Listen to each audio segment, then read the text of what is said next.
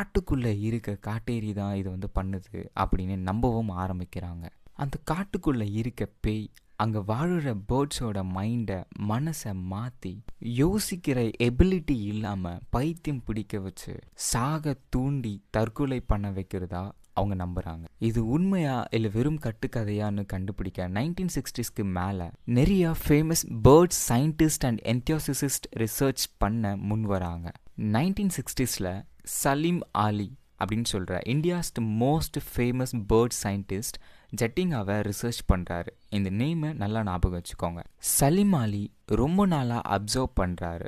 இறந்து போன பேர்ட்ஸை கலெக்ட் பண்ணி கொண்டு போயிட்டு ரிசர்ச் பண்ணுறாரு. இது அவருக்கு போதியமான டேட்டாஸ் கொடுக்காதனால ஜட்டிங்கா ஊர் மக்களை இன்டர்வியூ பண்ணுறாரு.